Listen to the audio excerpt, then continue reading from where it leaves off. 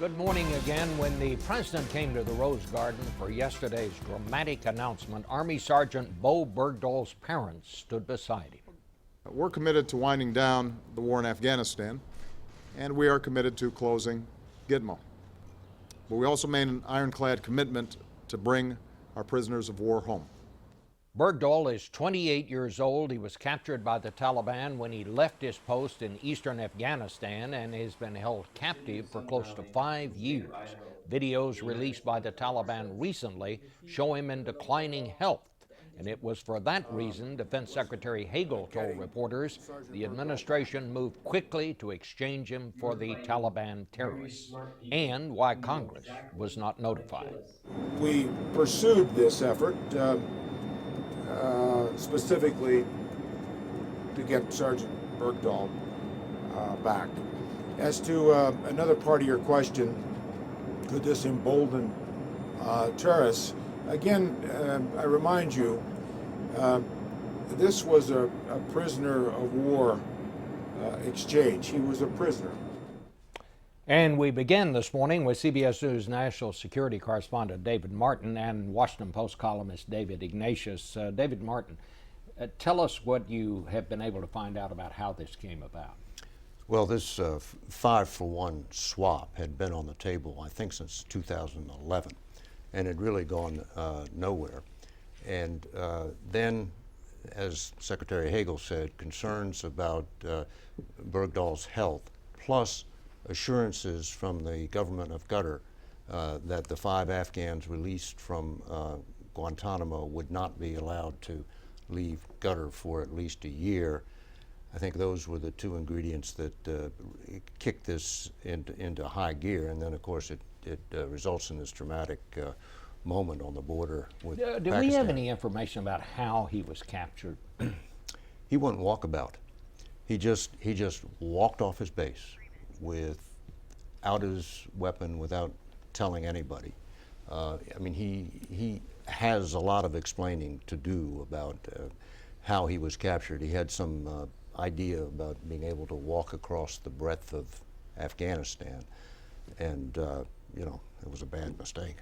David Ignatius, there has been mixed reaction here so far. What do you make of this exchange? The Secretary says this was a prisoner of war exchange. We weren't negotiating with terrorists. Others are questioning that. I think this is going to be politically controversial because the people who were being released, the 5 people who were being released from Guantanamo, are very dangerous Taliban cadre. These are people, in one case, the deputy military commander, in another case, the deputy chief of intelligence. In 2 cases of the 5, they're people who work directly to facilitate al-Qaeda during al-Qaeda's time in Afghanistan. So for that reason, I'm told, under Secretary of Defense Leon Panetta and Chairman of the Joint Chiefs Mike Mullen, it was judged that these people were just too dangerous to let go. And one thing that's changed that allowed this release is that the current Secretary of Defense and Chairman have decided that that's an acceptable risk. We'll have to see the details about how they will be held, how we can make sure they're not back on the battlefield before this 1-year period that's part of the deal is up. It remains to be seen. Well, do we have any idea? We think they're going back to Qatar. Is that right, David? That's right. But do we have any idea under what circumstances? Will they be released once they're there? What do we know?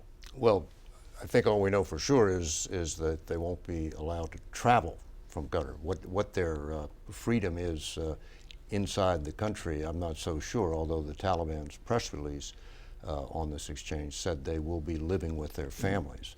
So they got to get out of jail free card, let's face it.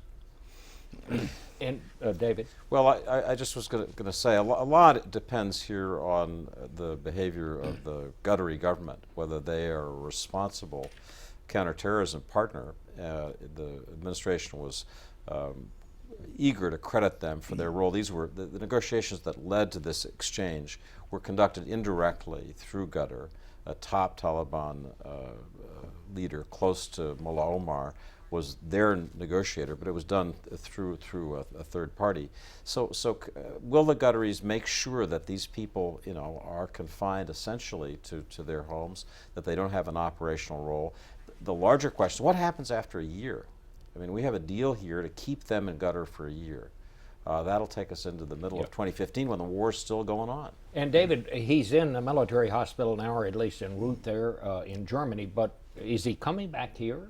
Well, he'll eventually come back here. He's in Landstuhl, Germany right now.